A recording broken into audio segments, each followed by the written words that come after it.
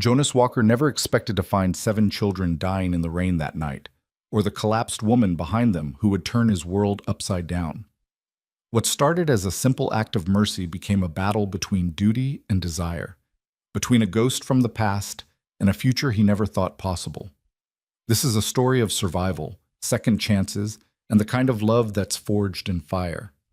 Stay until the end and comment your city below so I can see how far this story travels across the world.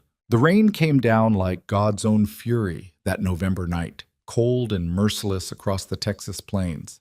It wasn't the gentle kind of rain that farmers prayed for. It was the kind that drowned hope, turned roads into rivers of mud, and made a man question whether the world had any kindness left in it at all.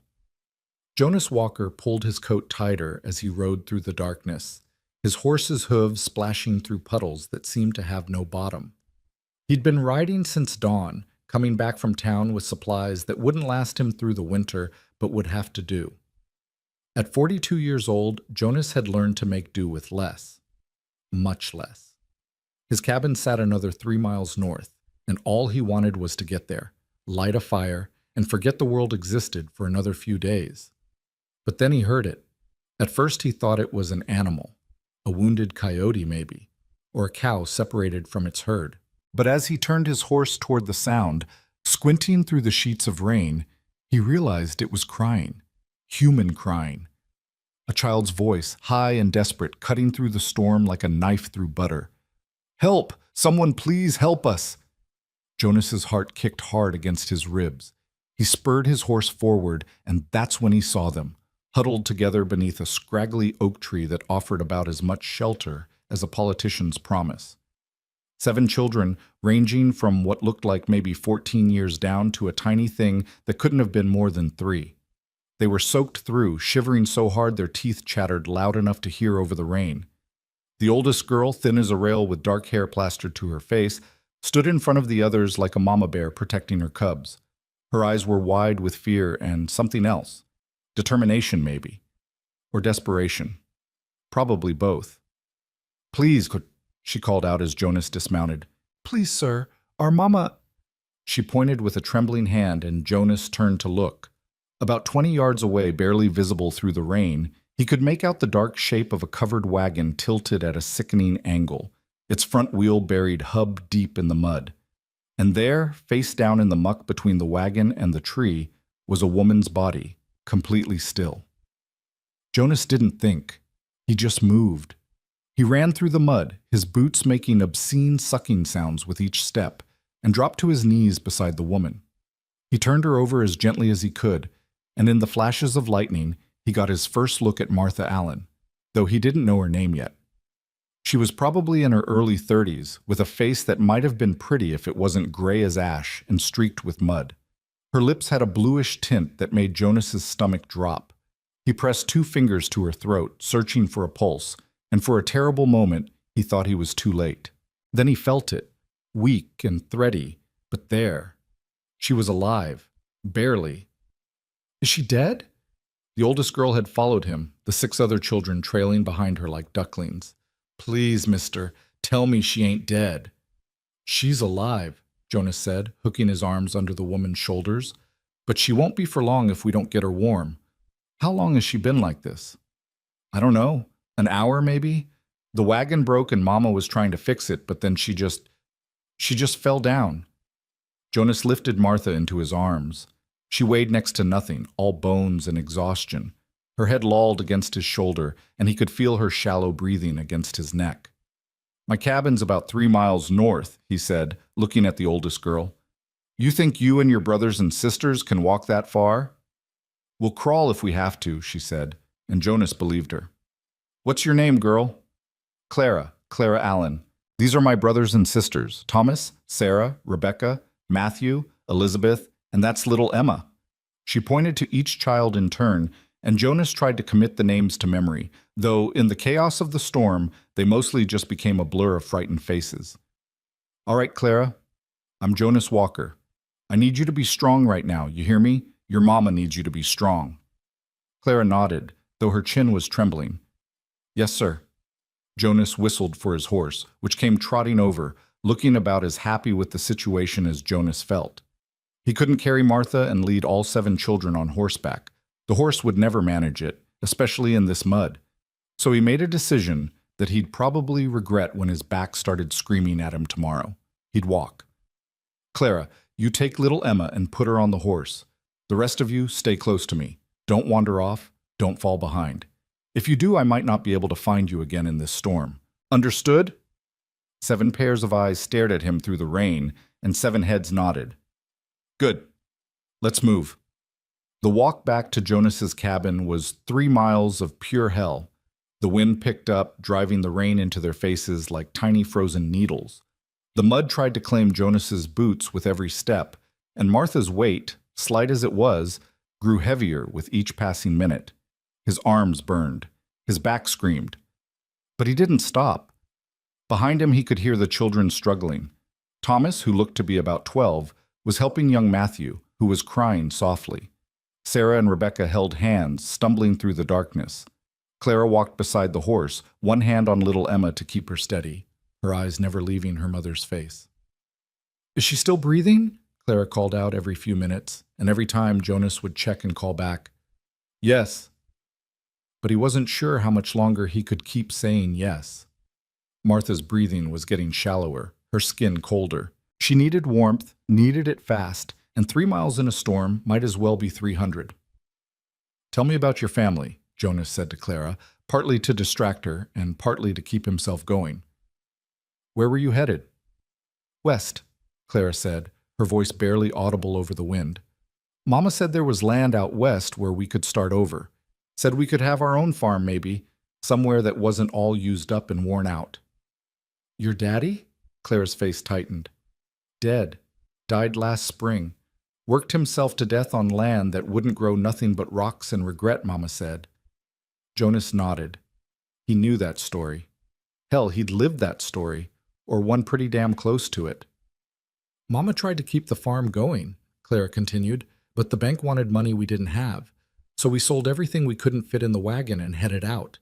That was 6 weeks ago. 6 weeks on the road with 7 children and no man to help. Jonas felt a reluctant admiration for the woman in his arms. She had spine, he'd give her that. We're almost there, he lied. They were maybe halfway, but the children needed hope more than they needed truth right now. The storm intensified, if such a thing was possible. Thunder cracked so loud it felt like the sky was splitting open, and lightning turned the world white for brief, blinding moments.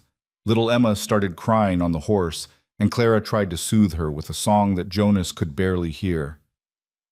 Hush, little baby, don't say a word. Her voice cracked on the words, but she kept singing anyway, and something about that, about this terrified girl trying to comfort her baby sister while their mother lay dying in a stranger's arms, made Jonas's throat tight. Mama's gonna buy you a mockingbird. He'd lost his own wife 8 years ago, lost her and the baby she was carrying, both gone in one terrible night of blood and screaming and prayers that went unanswered. He'd buried them in the spring when the ground finally thawed, and then he'd buried himself too, in a way. Buried himself in work and silence, and the kind of solitude that slowly turns a man into a ghost of himself. This cabin he was taking them to, it had been his and Caroline's dream once, a place to raise children, to build a life. Now it was just 4 walls and a roof, a place to exist rather than live. And if that mockingbird don't sing, but there was something about the weight of this woman in his arms, about the sound of 7 children's footsteps behind him, about Clara's broken lullaby floating through the storm, something that reached down into that buried part of him and gave it a shake. There! Jonas called out as another flash of lightning illuminated the landscape. See that light? That's home! It wasn't much, just a small cabin with a covered porch and a barn that was more lean than structure, but to the children it must have looked like a palace. They actually started moving faster, and Jonas had to tell them to slow down before someone twisted an ankle in the dark. He kicked open the door. Not locked, never locked. What was the point when you lived this far from anywhere, and was hit with a blast of cold, stale air? The cabin was dark and smelled of old smoke and loneliness.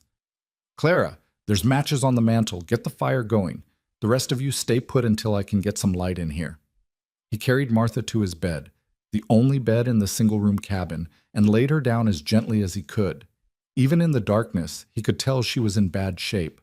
Her breathing was raspy now, and her skin was cold as clay.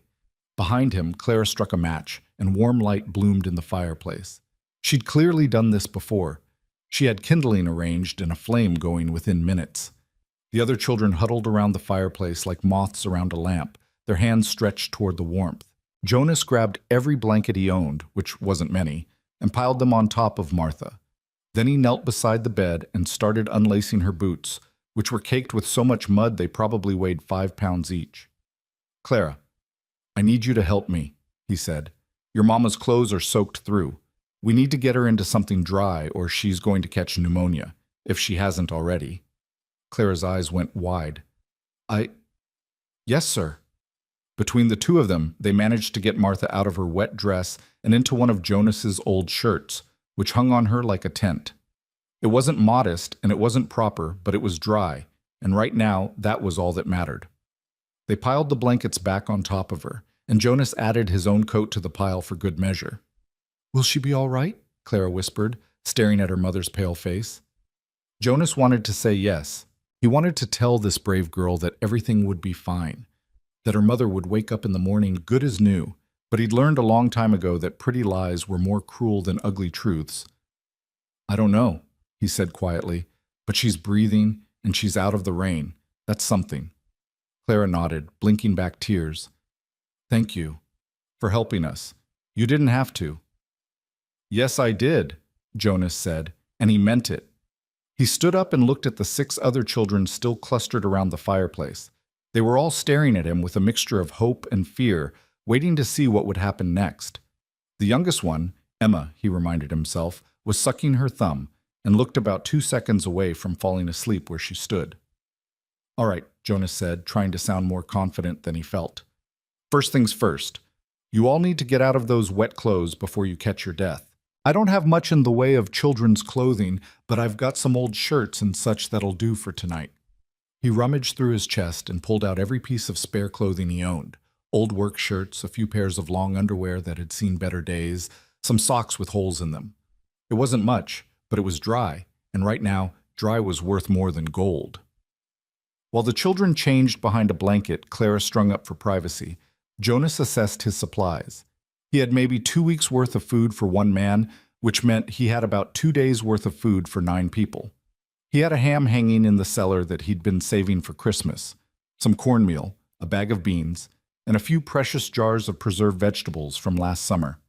It would have to be enough. By the time the children emerged from behind the blanket, looking like a ragtag army of scarecrows in their oversized clothing, Jonas had a pot of water boiling over the fire and was dumping in beans and cornmeal to make a kind of porridge. "It ain't much," he said, "but it's hot, and it'll fill your bellies." The children fell on the food like wolves, and Jonas realized they probably hadn't eaten a decent meal in days, maybe weeks. He watched them eat, these 7 souls who dropped into his life like stones into a still pond, sending ripples through his carefully maintained solitude. Martha Allen hadn't moved, hadn't made a sound. Her breathing was still shallow, still raspy, and her face was still gray. Jonas knelt beside the bed and pressed his hand to her forehead. She was cold, too cold. He needed to warm her up, needed to get her core temperature back to normal, but how? The answer came to him, uncomfortable as it was. Body heat. It was the fastest way to warm someone suffering from exposure. "Clara," he called softly. The girl came over immediately, her eyes questioning. "I need you to lie down next to your mama, help warm her up. Can you do that?" "Yes, sir." Clara climbed onto the bed without hesitation and pressed close to her mother, wrapping her thin arms around her. "She's so cold." "I know, but you're going to help warm her, you and your brothers and sisters." One by one, he had the children climb onto the bed, arranging them around and on top of their mother like a blanket of small bodies.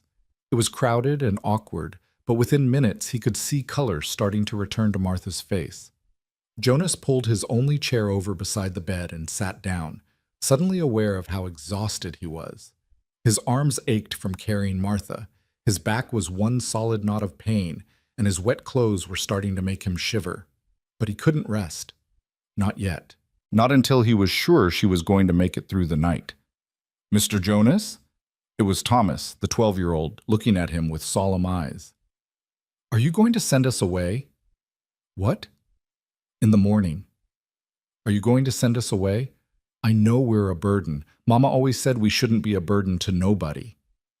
Jonas looked at this boy who was trying so hard to be a man, trying to protect his family, even though he was just a child himself. He thought about the easy answer, the safe answer. He could say yes, tell them they'd have to move on as soon as Martha was well enough to travel, keep his distance, keep his life simple and uncomplicated.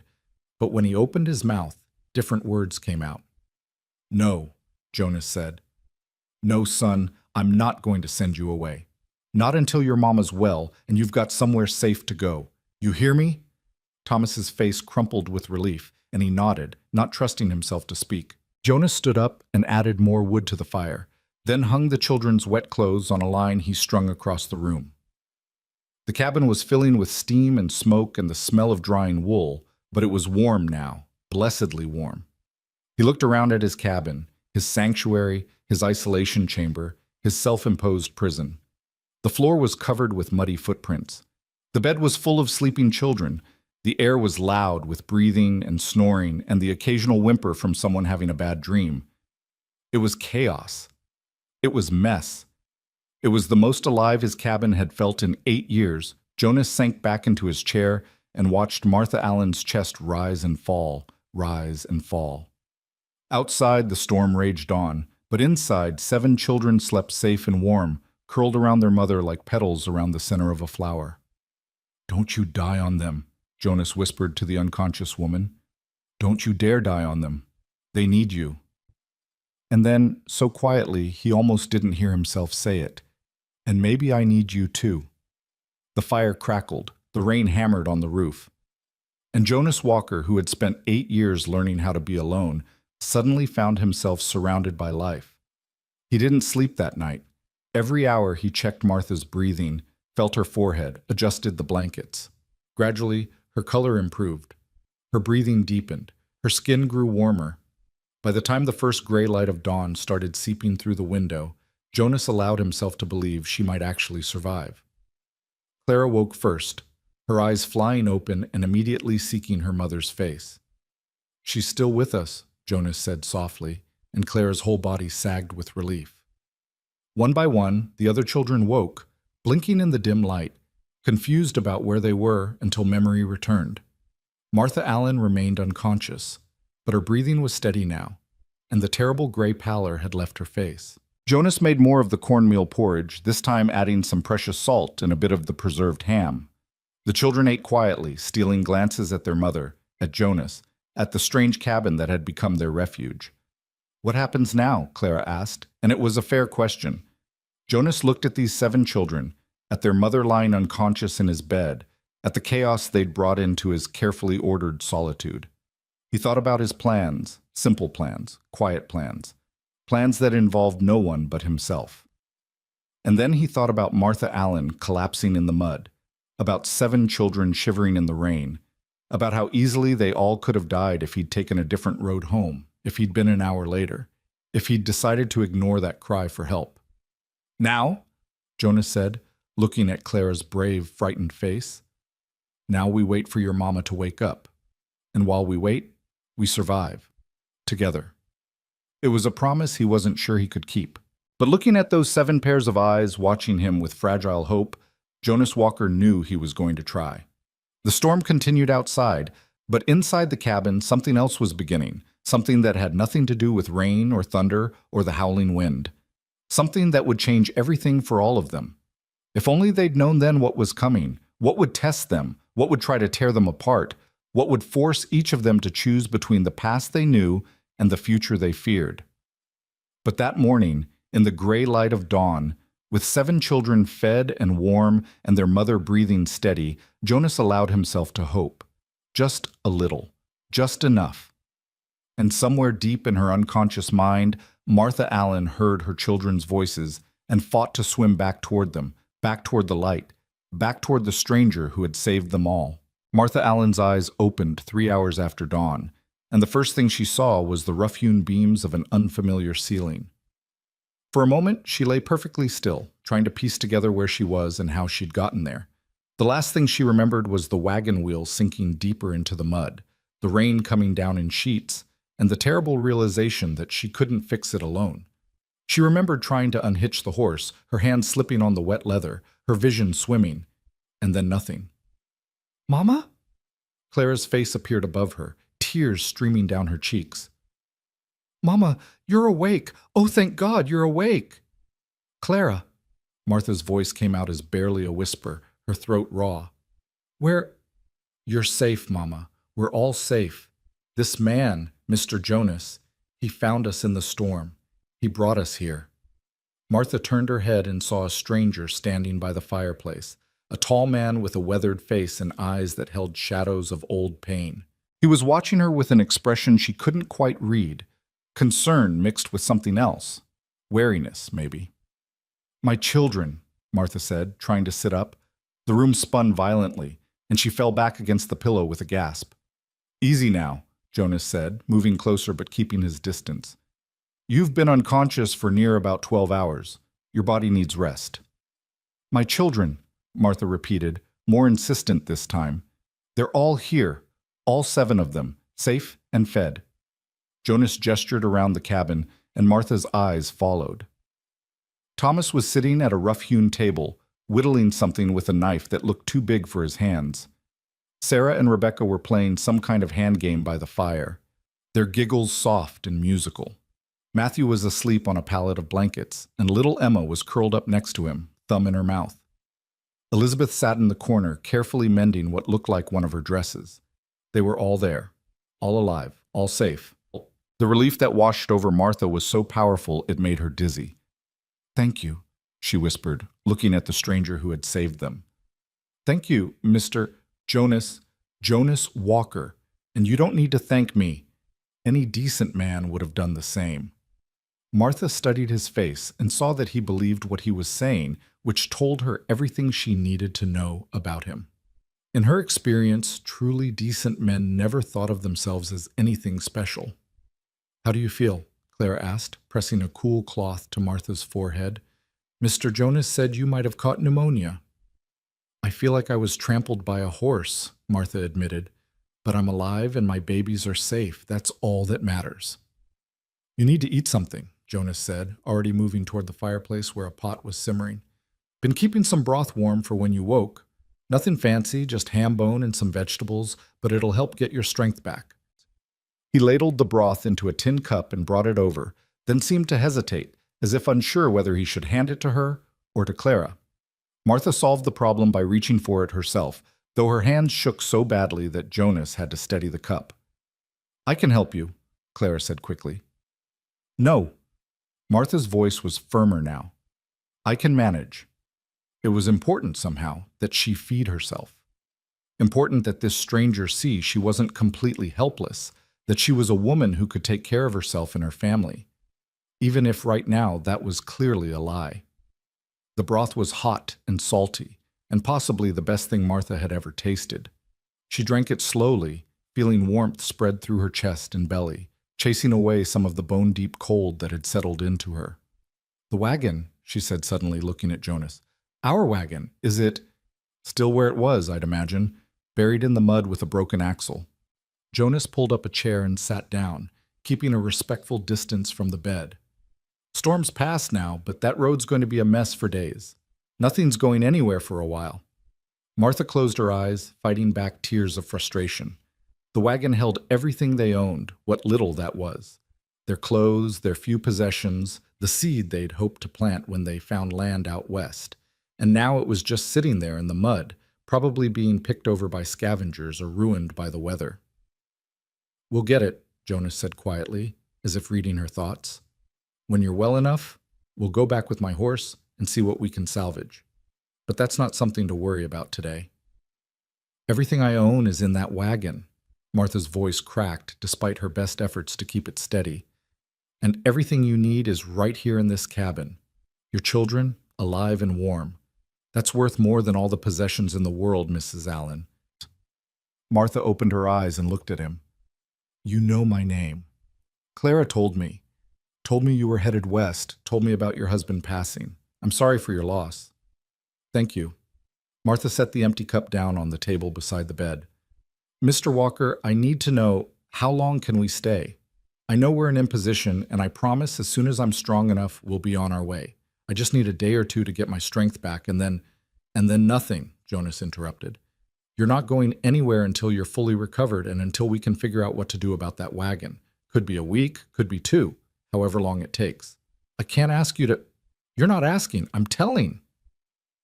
Jonas stood up, and Martha saw the set of his jaw, the determination in his eyes. You've got 7 children depending on you, Mrs. Allen. You can't take care of them if you're dead. So you're going to stay here, you're going to rest, and you're going to get well. Understood? Martha wanted to argue. Pride demanded that she argue, but her body was already pulling her back toward sleep, and she was wise enough to know when she was beaten. Understood, she whispered. Jonas nodded once, then turned to Clara. Your mama needs to sleep. Keep the little ones quiet if you can. Over the next 3 days, Martha drifted in and out of consciousness, her body fighting off fever and exhaustion in equal measure. When she was awake, she was aware of Jonas moving around the cabin, always busy, always working. She heard him giving quiet instructions to the children, heard the sound of wood being chopped, heard the crackle of the fire, and the murmur of young voices. Clara rarely left her side, and when Martha was lucid enough to notice, she realized her daughter had taken on the role of nurse with a competence that was both impressive and heartbreaking. A 14-year-old girl shouldn't have to know how to care for a sick mother, shouldn't have to carry that kind of responsibility. But Clara did it without complaint, bathing Martha's face with cool water when the fever spiked, helping her drink broth and water, changing the blankets when they became soaked with sweat. You're so strong, Martha whispered to her daughter during one of her more lucid moments. When did you get so strong? I learned from you, Mama, Clara said simply, and Martha had to look away before her daughter could see the tears. On the 4th day, Martha woke feeling truly awake for the first time. The fog in her head had cleared, and though she was weak as a newborn kitten, she could think clearly. She could hear voices outside the cabin, Jonas's deep rumble and the higher pitches of her children responding. She sat up slowly, testing her strength, and was relieved when the room didn't spin. Her legs trembled when she swung them over the side of the bed, but they held her weight. She stood, gripping the bedpost for support, and made her way to the window. Outside, Jonas was teaching Thomas how to split wood. Her son was struggling with the axe, which was clearly too heavy for him, but Jonas was patient, showing him how to let the weight of the tool do the work, how to aim for the cracks in the wood. Sarah and Rebecca were hanging laundry on a line strung between 2 trees, their dresses, clean now, flapping in the breeze. Matthew and Elizabeth were playing some kind of game with sticks, and little Emma was toddling after them, laughing. They looked happy. Fed and clean and safe and happy. Martha's throat tightened. How long had it been since she'd seen her children look like that? Not since before Jacob died, certainly. Probably not since before he got sick. For the past year, they'd all been just surviving, just getting through each day. But here, in this stranger's cabin, they were children again. The door opened, and Clara came in with an armful of firewood. She stopped when she saw Martha standing by the window. Mama, you shouldn't be up. You need to rest. I've been resting for 4 days. Martha turned from the window, keeping one hand on the wall for balance. I need to start being useful again. Mr. Jonas says you're not to lift a finger until you're fully recovered. Mr. Jonas isn't my keeper. But Martha said it gently, with no heat. Though I'm grateful for his care of all of us. Clara set the wood down by the fireplace and came to her mother, taking her arm. He's a good man, Mama. Lonely, I think, but good. He doesn't talk much about himself, but I can tell he's carrying some kind of hurt. Martha looked at her daughter with surprise. When had Clara become so perceptive? When had she learned to read people that way? This was his wife's dress, Clara continued, touching the fabric of the simple cotton dress Martha was wearing. He didn't say so, but I saw the way he looked at it when he gave it to me to help you into, like it hurt him to see it again. His wife. Dead, I think. There are no women's things here except for a few dresses in that trunk by the wall, and there's a marker out past the barn. I saw it when I was gathering eggs this morning. 2 markers, actually, one big and one small. His wife and child, then. Martha's heart ached for him. She knew what it was to lose a spouse, but to lose a child too? She couldn't imagine surviving that kind of grief. The door opened again, and Jonas came in, followed by Thomas, who was red-faced and sweating but grinning with pride. "Split a whole cord of wood," Thomas announced. "Mr. Jonas says I'm a natural." I said you're getting better," Jonas corrected, but there was a hint of a smile on his face.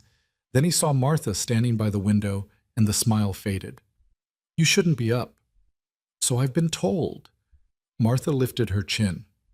"But I'm feeling much better, and I need to start earning my keep." "You don't need to earn anything. You're a guest here." "A guest who's been imposing on your hospitality for 4 days now." Martha moved carefully toward the table, still using the wall for support. "I'm not an invalid, Mr. Walker, and I'm not comfortable being a burden." Jonas's jaw tightened. "You're not a burden? 7 children and a sick woman taking over your cabin? I'd say that's the very definition of a burden." They stared at each other across the small cabin, and Martha saw something flicker in Jonas's eyes. Irritation, maybe, or frustration, but underneath that something else, something that looked almost like longing. "Fine," he said finally. "You want to help? You can peel potatoes for supper, but you do it sitting down, and if you start feeling poorly, you go right back to bed. Deal?" "Deal."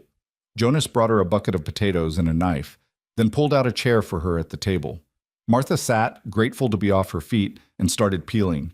Her hands were clumsy at first, weak from days of inactivity, but the familiar motion came back to her quickly.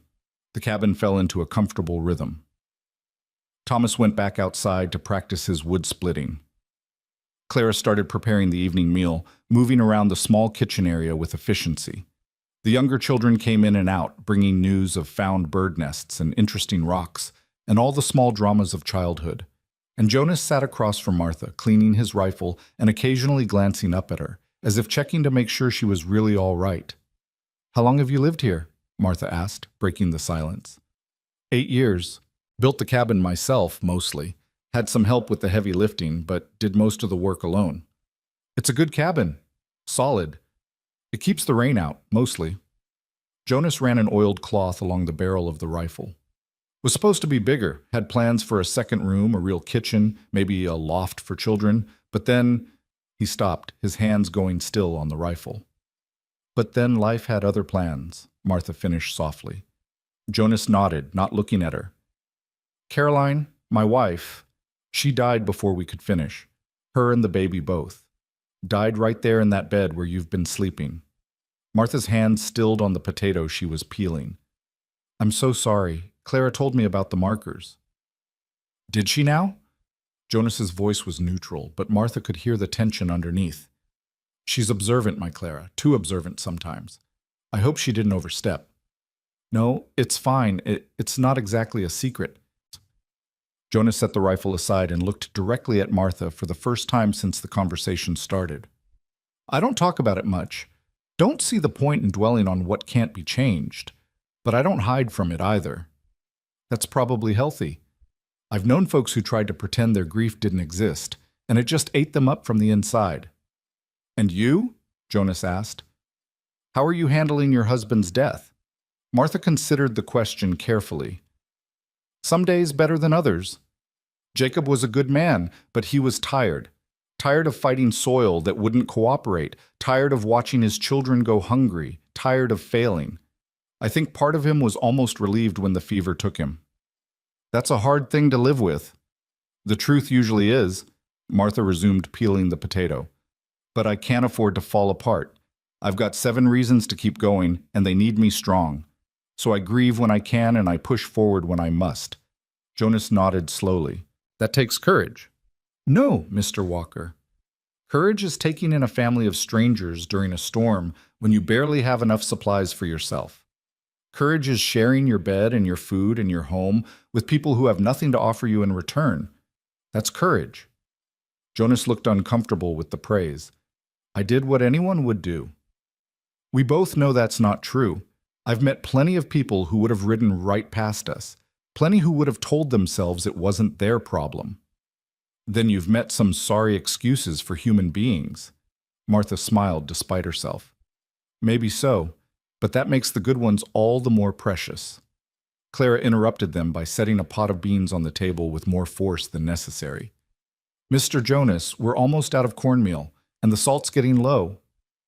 I know, was planning to make a trip to town in a few days, weather permitting. Town? Martha sat up straighter. How far? 2 days' ride there and back. Maybe 3, if the roads are still bad. That's a long way. Jonas shrugged. It's the only town within 50 miles. You get used to the distance out here. Martha did some quick calculations in her head. 2 days without Jonas here meant she'd need to be strong enough to care for the children and manage the cabin alone. She'd need to be able to split wood, cook meals, handle any emergencies that might arise. 4 days ago, she'd been barely conscious. Now she was sitting upright and peeling potatoes, but she was a long way from being back to full strength. When are you planning to go? She asked. End of the week, probably. Gives you a few more days to recover. I'll be fine by then, Martha said, with more confidence than she felt. Jonas gave her a look that said he didn't believe her, but he didn't argue. Instead, he stood up and stretched. I'm going to check on the animals. Clara, keep an eye on your mama. Make sure she doesn't overdo it. After he left, Clara sat down next to Martha. He worries about you. He worries about everyone. That's just his nature. No, Mama, he worries about you specifically. I see the way he looks at you when you're not paying attention. Martha felt heat rise in her cheeks. Clara Allen, that's enough of that kind of talk. The man is just being kind to strangers in need. But later that night, as Martha lay in Jonas's bed listening to her children breathe softly around her, she found herself thinking about Clara's words, about the way Jonas had looked at her when he'd carried her through the storm, about the gentleness in his hands when he'd checked her fever, about the protective edge in his voice when he'd told her she needed to rest. It had been a long time since a man had looked at her like that. Jacob had loved her, she knew, but toward the end he'd been too tired and broken to show it much. And before Jacob, well, she'd been so young when they married that she barely remembered what it was like to be courted, to be seen as something other than a wife and mother. Stop it, she told herself firmly. The man saved your life and gave you shelter. Don't go reading things into simple kindness that aren't there. But as she drifted off to sleep, she found herself hoping that maybe, just maybe, it was more than simple kindness. Because there was something about Jonas Walker that made her feel safe in a way she hadn't felt in years. Something that made her think that maybe the future didn't have to be just about surviving. Maybe it could be about living, too. The next morning, Martha woke to find Jonas already gone and Clara making breakfast.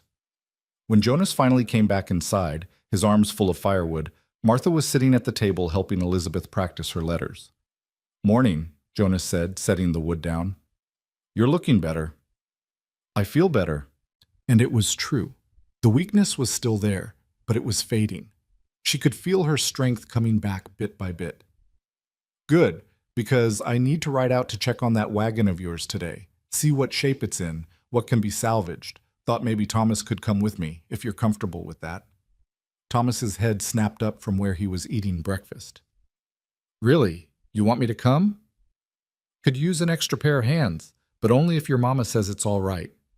Thomas looked at Martha with such hope in his eyes that she couldn't possibly say no, even though the thought of her son being gone all day made her anxious. Of course you can go. Just promise me you'll be careful and do everything Mr. Jonas tells you. I promise, thank you, Mama. After they left, Martha found herself at loose ends.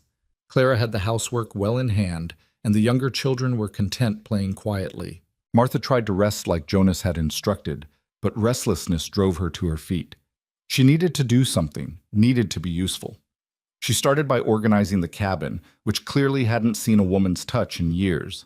She found a broom and swept the floor, then washed the windows with water and a rag. She reorganized the pantry, taking stock of what supplies they had and what they'd need from town. She mended a tear in one of Jonas's shirts that had been hanging on a nail by the door. Clara watched her with worried eyes, but didn't try to stop her. They both knew that Martha needed this, needed to feel like she was contributing, like she wasn't just another mouth to feed. When Jonas and Thomas returned as the sun was setting, they brought news both good and bad. The wagon was repairable, but it would take time and materials Jonas didn't have. They'd managed to salvage most of the family's possessions, which Jonas had loaded onto his horse and into a small handcart he'd brought along. The bad news, Jonas said, setting down a heavy trunk, is that about half your supplies got ruined by the rain. Flour's all soggy, sugar's dissolved, most of the fabric's rotted. The good news is that your seed packets were in a tin and stayed dry, and most of your clothes are salvageable. Martha nodded, trying not to show her disappointment. She'd expected as much, but it still hurt to lose what little they'd had. I can fix the wagon, Jonas continued, but it'll take maybe a week of work, and I'll need to go to town for an axle and some other parts. Which means you and the children will be here a while longer, if that's all right with you. Martha looked around the cabin, at her children who had already started treating it like home, at Jonas, who was watching her with those careful, guarded eyes. "It's more than all right," she said quietly. "As long as you're sure you want us here." Something flickered across Jonas's face, too quick to read. "I'm sure."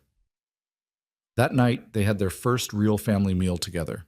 Jonas had shot a deer the day before, and Clara had made a stew with the meat and vegetables from Jonas's root cellar. They all crowded around the small table. Jonas and Martha and 7 children, passing bowls and talking over each other in the way of large families. Jonas sat at the head of the table, and Martha found herself watching him as he listened to Thomas describe every detail of their wagon recovery expedition. The way Jonas's eyes crinkled when Matthew made a joke. The way he patiently cut up Emma's meat into small pieces without being asked. The way he praised Rebecca when she managed to drink her entire cup of milk without spilling. He was good with children, natural with them in a way that spoke of lost dreams and broken hopes. Martha wondered what kind of father he would have been if his baby had lived, what kind of husband he would have been if his wife had survived. "Stop it," she told herself again, but it was getting harder to listen to that voice of reason. After supper, Jonas brought out his fiddle, an old instrument that looked like it had seen better days, and played a few simple tunes. The children were delighted, especially when he let Thomas try to play. The boy had no talent whatsoever, producing nothing but squeaks and squawks, but Jonas was patient and encouraging. "You've got to feel the music," Jonas said, guiding Thomas's hands on the bow. "Don't think about it too much. Just let it flow." Martha sat in the rocking chair by the fire, mending one of Matthew's torn shirts, and felt something dangerous blooming in her chest, something warm and hopeful and terrifying. This felt right. This felt like family, like home. But it wasn't real, she reminded herself. This was temporary, a stopover on their way west. Jonas was helping them out of kindness, nothing more. As soon as she was well and the wagon was fixed, they'd be moving on. That was the plan. That had always been the plan. So why did the thought of leaving make her chest ache? "Mama, come dance with us," Sarah called, and before Martha could protest, Claire was pulling her to her feet and spinning her around to Jonas's fiddle music. The children laughed and clapped as Martha stumbled through the steps, her legs still weak but her heart lighter than it had been in months. And when she looked over at Jonas, she found him watching her with an expression that made her breath catch. For just a moment, their eyes met and held, and Martha saw everything she'd been feeling reflected back at her. The loneliness, the longing, the fear of hoping for something that seemed impossible. Then Jonas looked away, focusing intently on his fiddle, and the moment passed. But Martha knew. She knew that whatever was happening here, whatever was growing between them, it was real, it was dangerous. And it was going to change everything. The music faded, and Martha became acutely aware that she was standing in the middle of the cabin, breathing hard, with Jonas Walker staring at her like he'd just seen a ghost. Not a frightening ghost, but the kind that haunts you with memories of what used to be and what might have been. "I should put the children to bed," Martha said, her voice coming out rougher than she intended. Jonas nodded and set the fiddle down carefully, as if it might break. "It's late." Getting 7 children settled for the night was always a production, but Martha was grateful for the distraction. She helped Emma into her nightclothes, listened to Matthew's prayers, tucked Rebecca and Elizabeth into their shared pallet of blankets. Clara, as always, tried to help with everything, and Martha had to gently remind her that she was a child too, that she deserved rest. "But Mama, you're still not fully well," Clara protested. "I'm well enough. Now lie down before you fall down." Through it all, Martha was aware of Jonas moving around the cabin, banking the fire, checking the door, doing all the small tasks that marked the end of a day. She was aware of him in a way that felt both comfortable and unsettling, like wearing new shoes that fit perfectly but still felt strange. When the children were finally asleep, Martha found Jonas sitting in the rocking chair staring into the dying fire. She should go to bed herself. She was still recovering, still needed rest, but something pulled her toward him, toward the quiet companionship of two adults at the end of a long day. "May I sit?" she asked softly. Jonas looked up, startled, as if he'd forgotten she was there. "Of course. It's your home as much as mine right now." Martha pulled up the other chair and sat down with a sigh. Her legs were trembling from the dancing, but it was a good kind of tired, the kind that came from living instead of just surviving. They sat in silence for a while, watching the embers glow and fade. Outside, a coyote howled in the distance, and the wind whispered through the eaves. "You didn't have to do that," Jonas said finally. "All the cleaning and organizing today? You should have been resting." I needed to feel useful, needed to do something besides lie in bed feeling like a burden. "You keep saying that word, burden, like it's something you need to apologize for." "Don't I?" Martha looked at him. "You saved our lives, Mr. Walker. You took us into your home when you didn't have to, fed us when you barely had enough for yourself. And all I've done is take up your bed and eat your food and turn your peaceful cabin into chaos." Jonas was quiet for a long moment. When he finally spoke, his voice was rough. "This cabin hasn't been peaceful. It's been silent. There's a difference." Martha didn't know what to say to that, so she said nothing. "After Caroline died," Jonas continued, still staring into the fire, "I thought silence was what I wanted. Thought if I could just be alone, if I could just not have to see reminders of what I'd lost everywhere I looked, I'd be all right. So I stayed here, worked the land, kept to myself, and for a while I convinced myself it was enough. But it wasn't. No, it wasn't." He finally looked at her, and Martha saw raw honesty in his eyes. "These past few days, with your children running around, with voices and laughter filling this place, it's been hard, real hard, because it reminds me of everything I lost. But it also reminds me that I'm still alive, that life is still happening, whether I want it to or not." Martha's throat tightened. "I'm sorry, we've brought pain as well as chaos." "No," Jonas shook his head firmly. "You've brought life, and that's something I didn't realize I was missing until it was here in front of me." They looked at each other across the small space between their chairs, and Martha felt that dangerous warmth spreading through her chest again. This wasn't just gratitude she was feeling, this was something more, something deeper, something that terrified her. "I should get some sleep," she said, standing up quickly. "Tomorrow's another day." Jonas stood as well. "Martha, Mrs. Allen, I hope I didn't speak out of turn." "You didn't. You spoke honestly. That's nothing to apologize for." She managed a smile. "Good night, Mr. Walker." "Good night." But as Martha lay in Jonas's bed that night, surrounded by her sleeping children, she couldn't stop thinking about his words, about the loneliness in his voice when he talked about silence, about the way he'd looked at her, like she was water, and he'd been dying of thirst. She'd known loss too. Known what it was to wake up each morning and have to convince yourself that getting out of bed was worth the effort. After Jacob died, she'd wanted to just stop. Stop fighting, stop struggling, stop carrying the weight of 7 lives on her shoulders. But her children needed her, so she'd kept going. One foot in front of the other, one day at a time. But here, in this cabin, with this man who understood grief in ways most people never would, Martha felt something she hadn't felt since before Jacob got sick. She felt hope. Not just hope for survival, but hope for something more. Hope for a future that included joy instead of just endurance.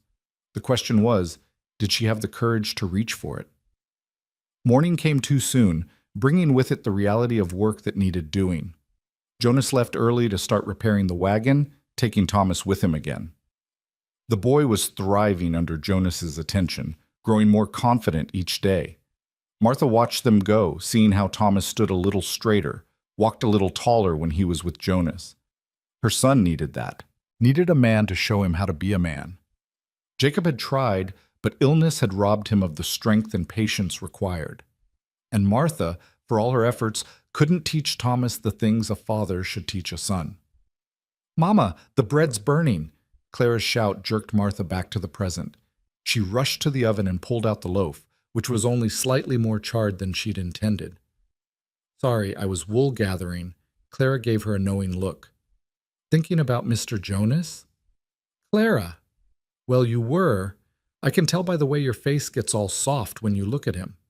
Martha felt heat rise in her cheeks. My face does not get soft, and even if it did, that would be entirely inappropriate. Your father's only been gone a year. Papa would want you to be happy, Mama. He told me so before he died. He said I should make sure you didn't spend the rest of your life alone. Martha's eyes stung with sudden tears. He said that? Clara nodded. He said you were too young to be a widow forever. Said you deserved someone who could take care of you for a change, instead of you always taking care of everyone else. Martha had to sit down. Jacob had said that? Her tired, broken husband had thought about her future, about her happiness, even as he was dying. I miss him, Martha whispered. I miss him so much sometimes it feels like I can't breathe. Clara wrapped her arms around her mother.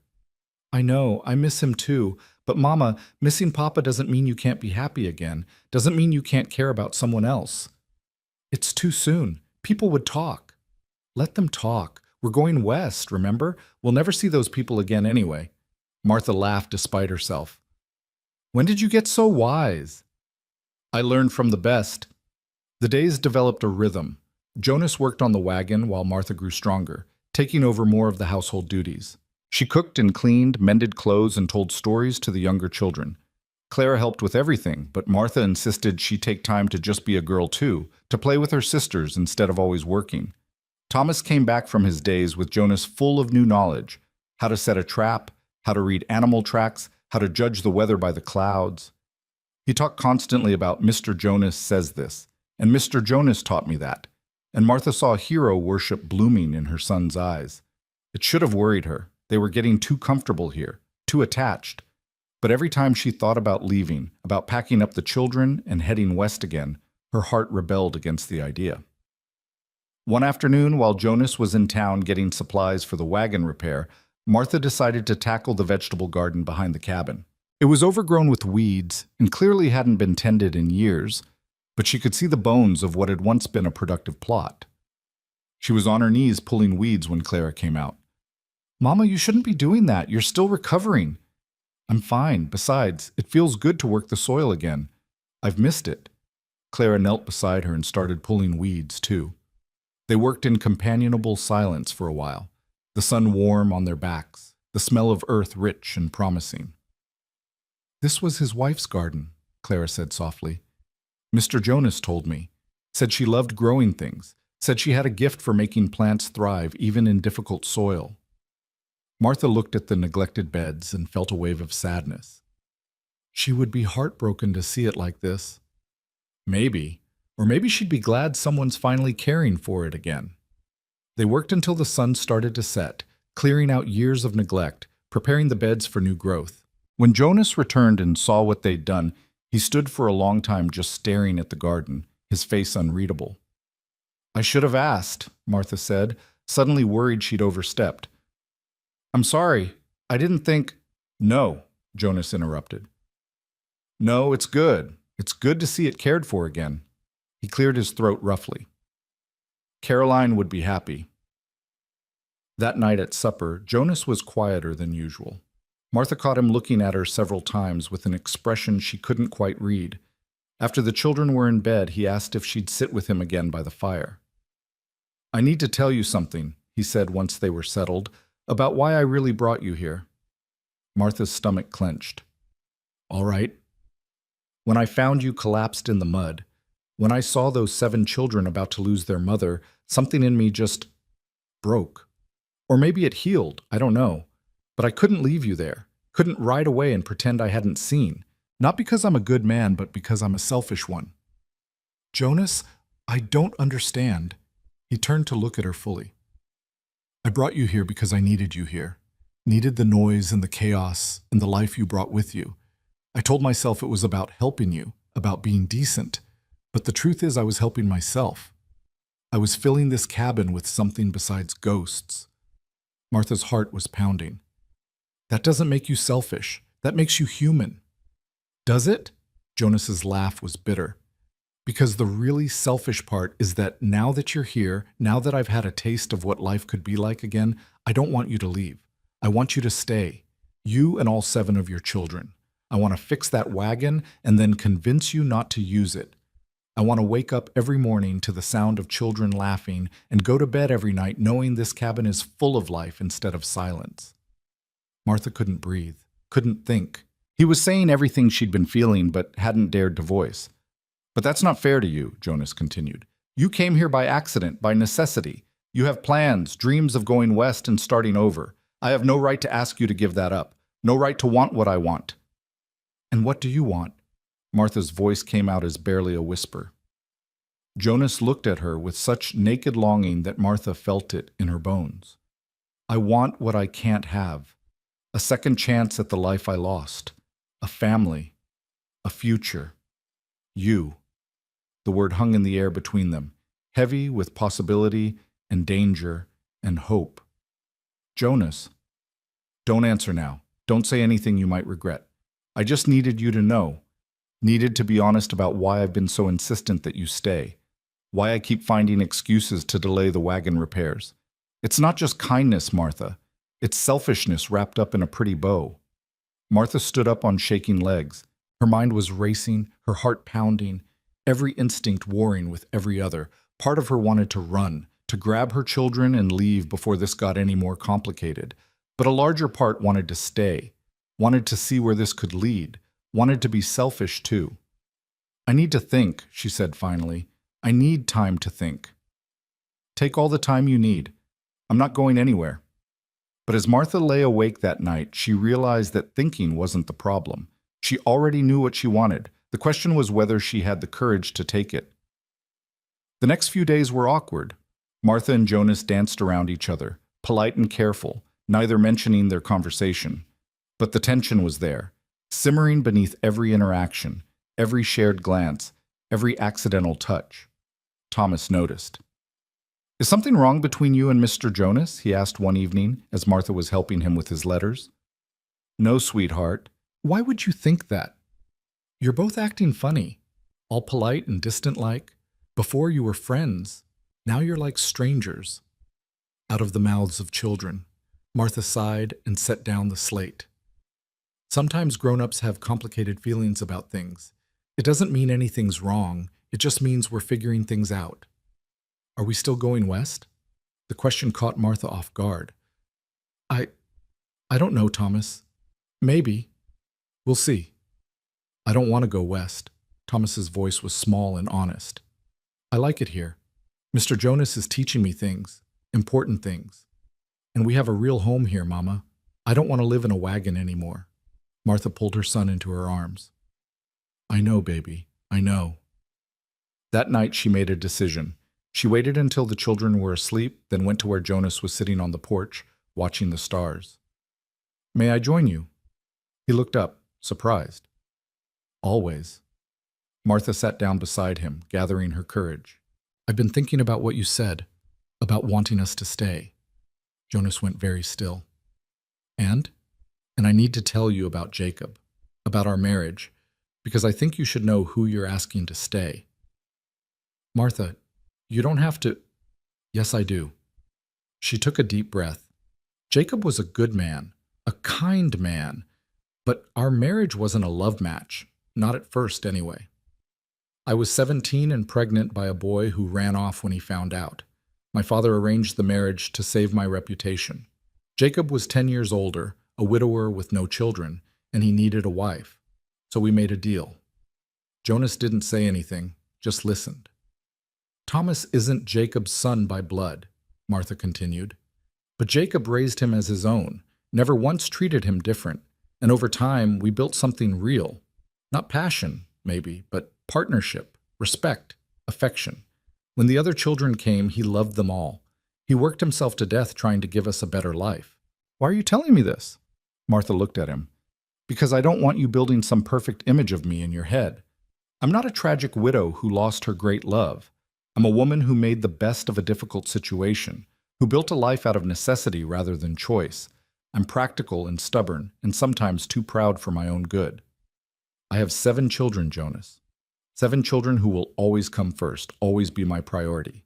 And I'm telling you all this because if you really want us to stay, you need to know what you're getting into. Jonas was quiet for a long moment. Then he said, I watched you collapse in the mud and thought you were dead. In that moment, before I found your pulse, I felt something I hadn't felt in 8 years. I felt panic, fear, the kind of desperate terror that comes from caring about someone you might lose, and I didn't even know your name yet. He turned to face her fully. You think I built some perfect image of you? Martha, I've watched you struggle to walk across the room. I've heard you cry at night when you think no one's listening. I've seen you snap at your children when you're exhausted and overwhelmed. I've watched you be human, flawed, real, and I want you anyway. All of you. All 7 children of you. Martha felt tears streaming down her face. I'm scared. So am I.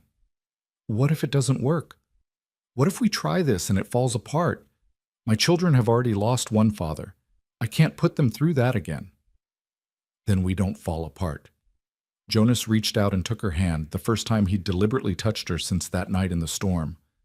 We work at it. We fight for it. We build something strong enough to weather whatever comes. You make it sound simple. It won't be simple. Nothing worth having ever is. But Martha, I've spent 8 years alone in this cabin, and I can tell you with absolute certainty that being alone is worse than any difficulty we might face together. Martha looked down at their joined hands, his rough and scarred from work, hers red and chapped from washing and cooking. They were the hands of survivors, of people who'd been knocked down and gotten back up. Maybe that was enough. Maybe that was everything. My children need stability, she said slowly. They need to know that this is real, that you're not going to change your mind in a month or a year when the novelty wears off. I know. And I need time. Time to be sure this is right. Time to let my children adjust. Time to honor Jacob's memory properly. I can give you time, as much as you need. Martha met his eyes. And I need you to understand that I'm not Caroline. I can't replace what you lost. I don't want you to replace her. I want you to be exactly who you are. They sat in silence, hands still joined, looking out at the star-filled sky. Somewhere in the distance, an owl hooted and the wind carried the scent of approaching autumn. I think, Martha said slowly, that I would like to stay. Not forever, not yet, but for a while. Long enough to see if this feeling between us is real or just gratitude and loneliness pretending to be something more. Jonas's hand tightened on hers. That's all I'm asking. The children need to be part of this decision, especially Clara and Thomas. They're old enough to understand. Agreed. And we take this slow. No rushing into anything. We figure out how to be friends first, how to be a family, before we think about being anything else. Whatever you need, Martha. Whatever pace feels right. She laughed softly. You're being awfully agreeable. Because you're staying. Because you're giving this a chance. I'd agree to just about anything right now. They sat together on that porch until the moon rose high and the temperature dropped enough to drive them inside. And when Martha finally went to bed, surrounded by her sleeping children in Jonas's cabin that was starting to feel like home, she allowed herself to hope.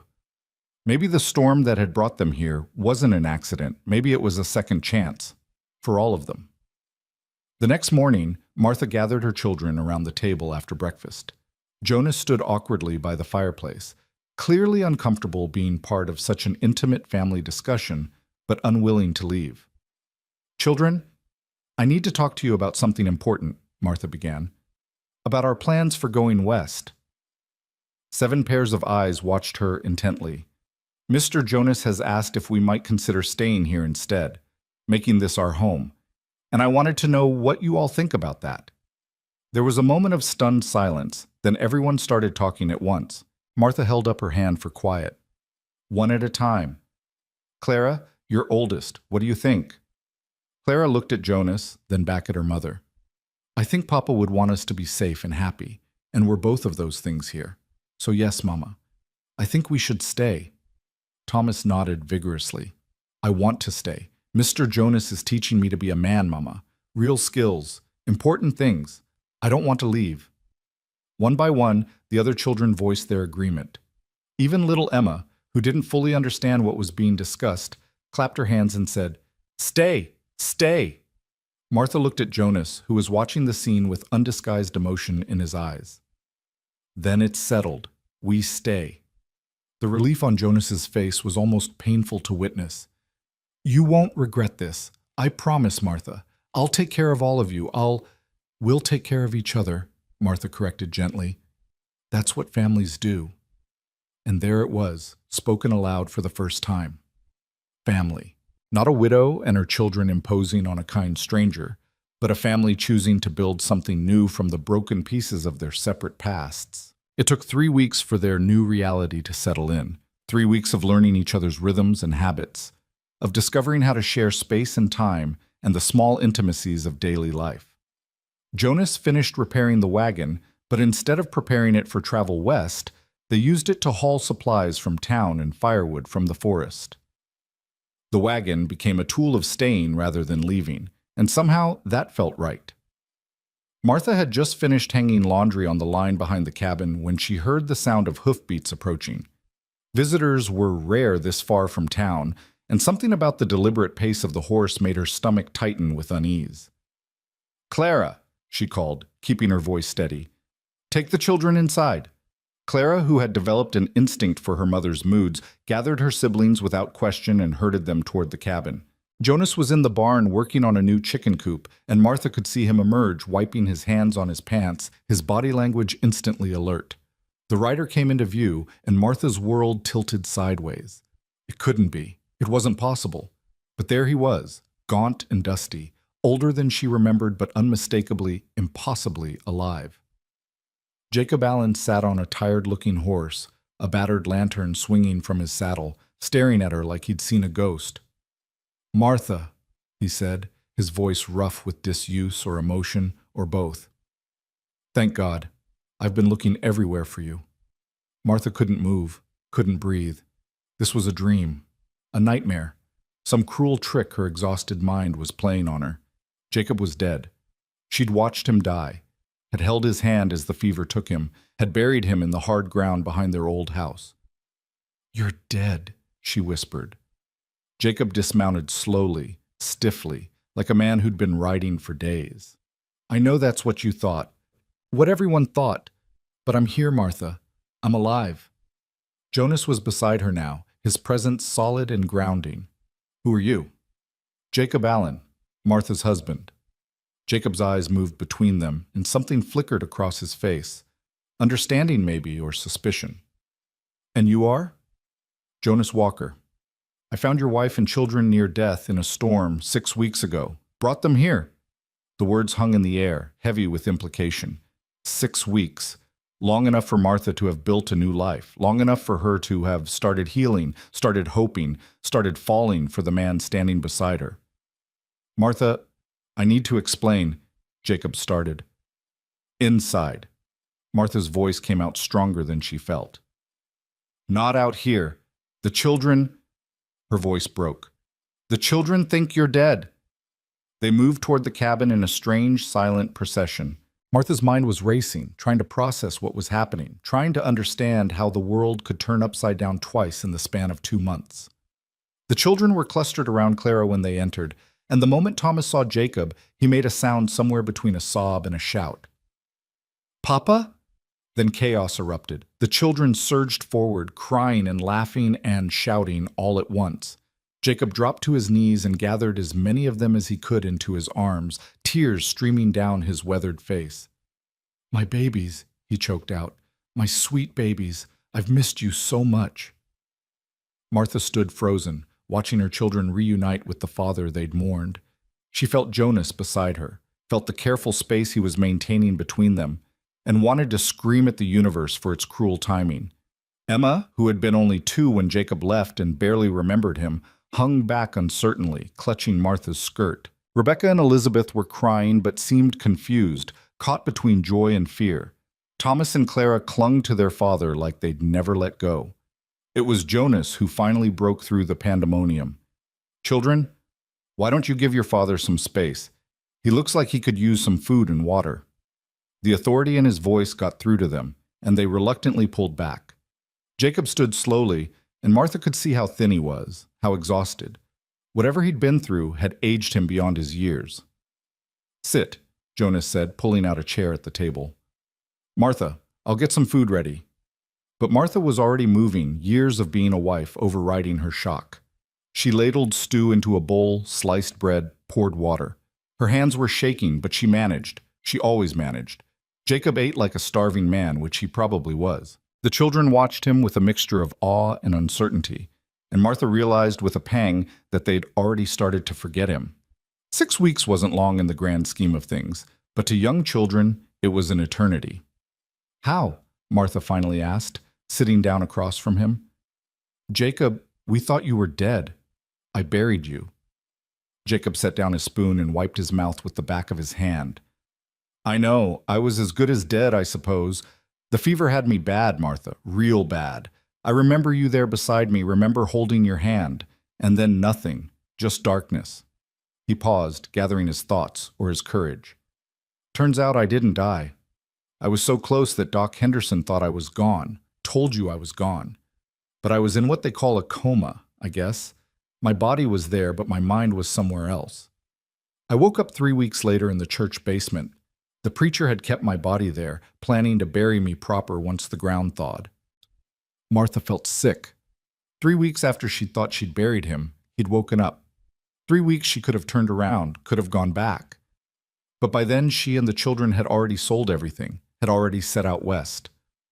"Why didn't you come after us right away?" Clara asked, her voice small. "I tried, baby. Soon as I was strong enough to stand, I went to the house, but you were already gone. Neighbors said you'd headed west, but nobody knew exactly where. I spent weeks just trying to get my strength back, trying to find work to earn money for a horse and supplies. Then I started following your trail." Jacob looked at Martha with eyes full of pain and accusation. "A year, Martha. I've been searching for a year, following every lead, asking in every town. I was starting to think I'd never find you." A year.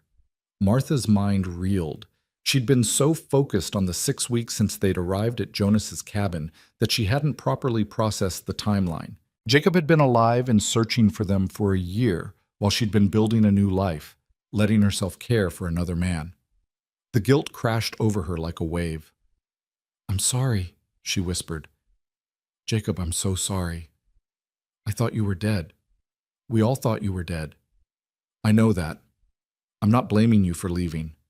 But there was something in his voice that suggested maybe he was blaming her for something. His eyes moved to Jonas, who had positioned himself near the fireplace, separate from the family scene but still present.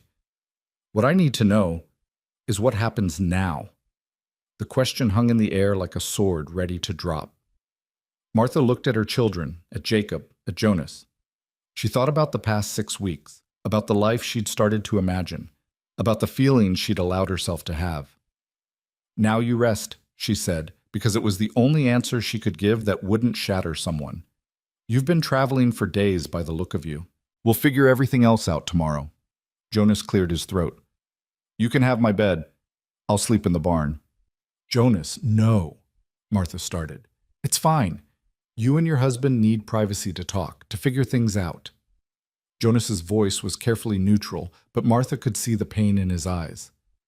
"I'll just grab a few things." He left before Martha could protest further, and suddenly the cabin felt smaller, the air thicker. Jacob was watching her with an expression she couldn't quite read. "He's been good to you," Jacob said.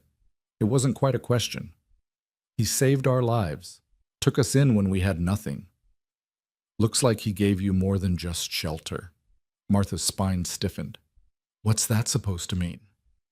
"I saw how you looked at each other, how he stood beside you, like he had a right to be there." "He did have a right. He's been more of a father to these children in 6 weeks than—" Martha stopped herself, horrified by what she'd almost said. But Jacob had heard enough. "Than I was in years of breaking my back trying to provide for them? Is that what you were going to say? Jacob, I didn't mean— Didn't you?" Jacob stood up, his chair scraping loud against the floor. "I died trying to give you a better life, and the moment I'm gone, you replace me? You weren't gone. You were dead." Martha was on her feet too, anger burning through her guilt. "I mourned you, Jacob. I grieved. And then I had to keep living because 7 children needed me to keep living.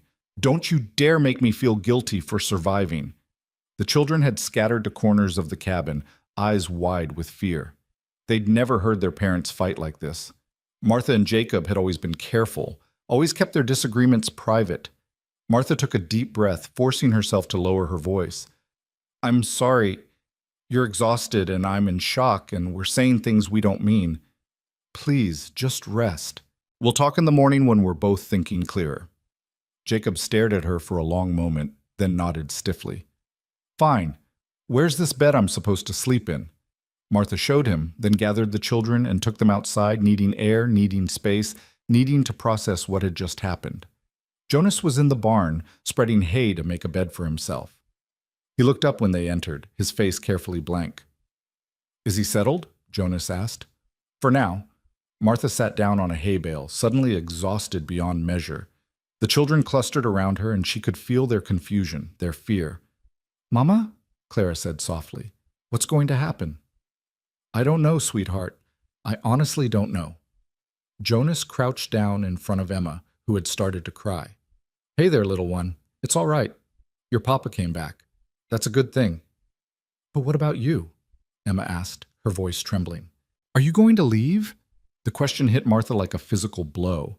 In all the chaos of Jacob's return, she hadn't thought about what it would mean for Jonas. This was his home. They were the ones who would have to leave. "No one's leaving tonight," Jonas said firmly. "Tonight we're all going to sleep, and tomorrow we'll figure things out, all right?" He looked at Martha when he said it, and she saw everything he wasn't saying. "I love you. I don't want to lose you, but I'll let you go if that's what you need to do." "Children, go back inside," Martha said. "Get ready for bed. I'll be there in a minute." After they left, Martha and Jonas sat in the barn's dim light, not touching but close enough that she could feel his warmth. "I should have known," Martha said. "Should have known it was too good to be true, that I couldn't just start over and be happy." "Martha, he's alive, Jonas. My husband is alive, which means I'm still his wife, which means everything we talked about, everything we were starting to build, it can't happen." "I know." "You know? That's all you have to say?" Jonas turned to look at her fully. "What do you want me to say? That I'm going to fight for you? That I'm going to tell your husband he can't have his family back? Martha, I'm a lot of things, but I'm not that kind of man. So you're just going to let us go?" "If that's what needs to happen, yes." Jonas's voice was rough with emotion. "But I'm not going to pretend it won't destroy me. I'm not going to pretend these past 6 weeks haven't been the best of my life since Caroline died. I'm not going to pretend I haven't fallen in love with you and every one of your children." Martha's breath caught. "Jonas? But he's their father. He came back from the dead for them. For you. And I have no right to stand in the way of that, no matter how much I want to." They sat in silence for a long moment, the weight of impossible choices pressing down on both of them. "I don't know what to do," Martha whispered. "I thought I'd grieved him, thought I'd moved on. But seeing him today, seeing how much he's suffered to find us, how can I turn him away?" "You can't. And I'm not asking you to." Jonas stood up and gathered his blankets. "You need to talk to him, Martha. Really talk to him. Figure out what he wants, what you want. What's best for those children. And what about what you want?" Jonas looked at her with such raw pain that Martha felt it in her bones. "What I want doesn't matter. It never did." He left the barn then, and Martha sat alone in the darkness, feeling like her heart was being torn in 2 different directions. When she finally went back inside, Jacob was already asleep in Jonas's bed, snoring softly. The children were on their pallets, but none of them seemed to be sleeping. Clara was staring at the ceiling. Thomas was curled up tight with his back to the room, and the younger ones were sniffling quietly. Martha lay down among them, and Emma immediately crawled into her arms. "Is Papa going to take us away?" Emma whispered. "I don't know, baby. I don't want to go. I like it here. I like Mr. Jonas." "I know, so do I." Martha held her daughter and stared at the ceiling, listening to Jacob breathe, to her children shift and sigh, to the wind whistle through the eaves. Somewhere outside, Jonas was sleeping in the barn, alone and hurting. And here inside, her supposedly dead husband had returned to reclaim a life that Martha was no longer sure she wanted to give back. How had everything gotten so complicated so quickly? Morning came too soon, bringing with it a tension that filled the cabin like smoke. Jacob was up before Martha, which surprised her. He'd always been a late sleeper, reluctant to face each new day. But grief and loss had changed him, just as it had changed her. He was sitting at the table when she woke, drinking coffee that Jonas must have made before disappearing outside. The children were still sleeping, exhausted by the emotional turmoil of the previous day. "We need to talk," Jacob said quietly. Martha nodded and poured herself coffee, needing the fortification. She sat down across from him, studying his face in the early morning light. He looked older, harder, like the year of searching had carved away everything soft in him. "I need you to understand what this past year has been like," Jacob began. "Waking up in a church basement, thinking I'd been buried alive. Finding out my family was gone, that you'd left without me. Spending months too weak to do anything but lie there and think about everything I'd lost." "Jacob, I'm sorry." "I'm not looking for an apology. I'm trying to explain. When I finally got strong enough to travel, finding you became the only thing that mattered. The only thing that kept me going through the hard days, through the times when I wanted to just give up and die for real. I told myself that if I could just find you, if I could just see my children again, everything would be all right." He paused, his hands wrapped around the coffee cup like he was trying to draw warmth from it.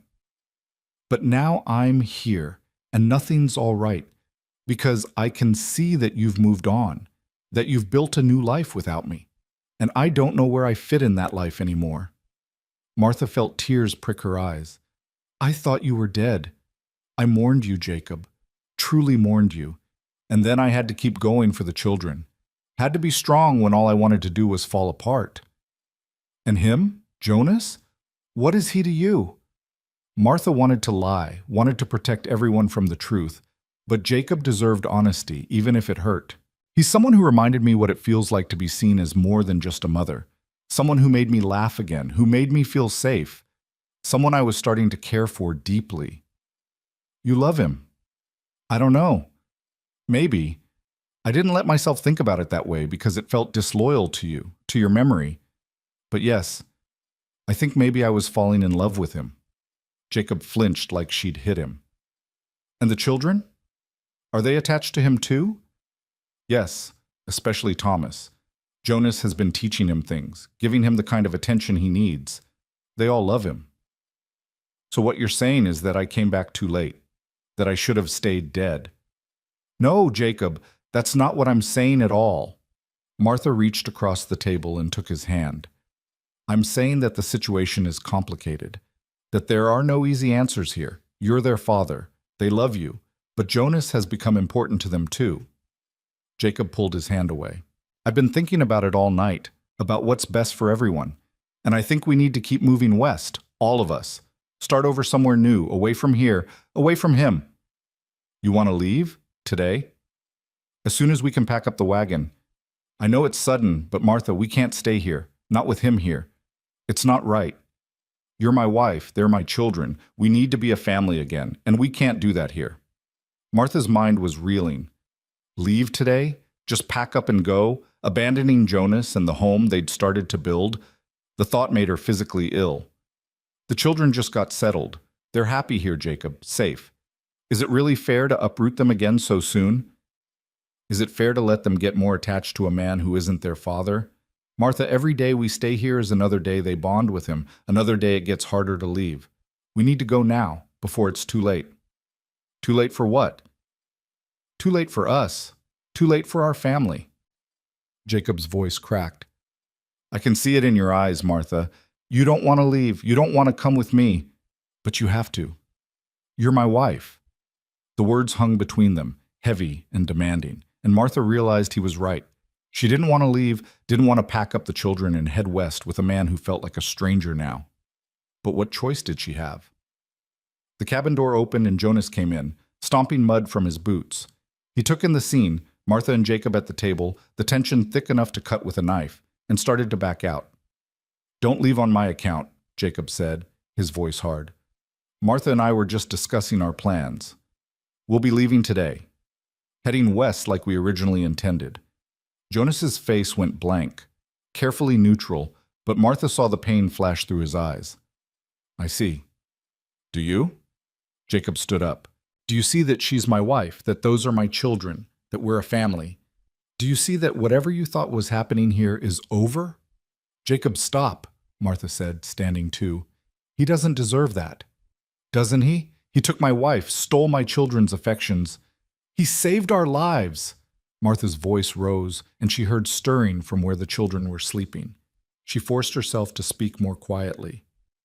Jonas Walker found us dying in the mud and brought us to safety. He fed us, sheltered us, cared for us when we had nothing and no one. He gave freely without expecting anything in return. And you will not speak to him that way in his own home. Jacob stared at her like he didn't recognize her. You've changed. Yes, I have. We all have. Death changes people, Jacob. Real death, or the kind where you're mourned and buried and missed. We're not the same people we were a year ago. The children were awake now, listening with wide eyes.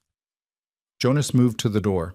I'll be in the barn if anyone needs me, he said quietly, and left before Martha could stop him.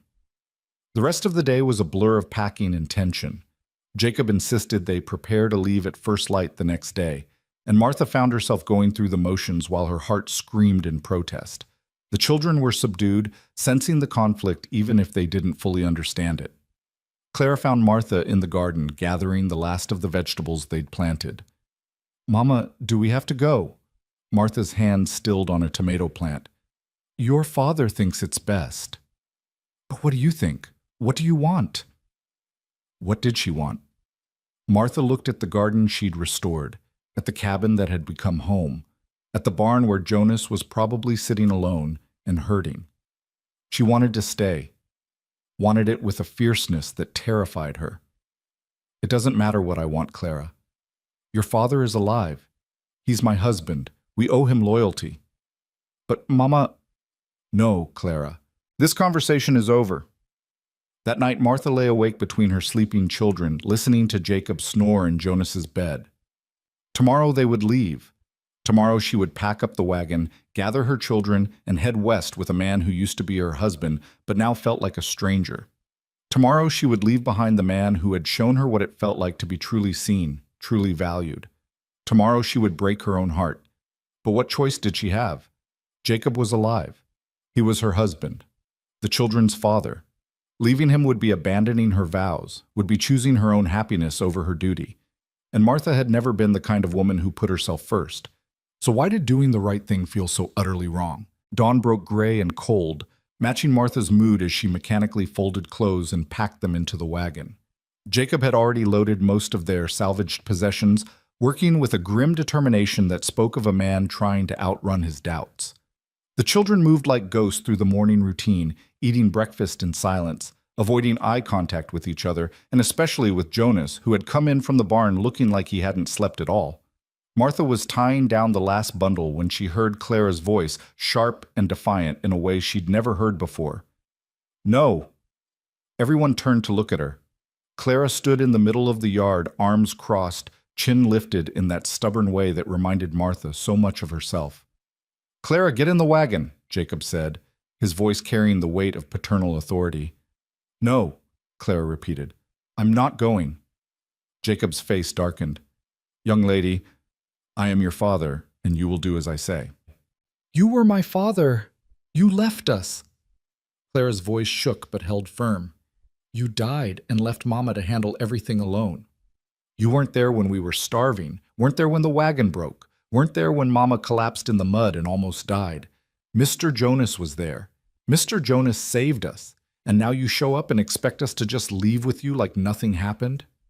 Clara, Martha moved toward her daughter, torn between pride and horror at the disrespect. But Clara wasn't finished. I watched Mama cry herself to sleep for months after you died. Watched her work herself to exhaustion trying to keep us fed. Watched her give up her own food so we could eat.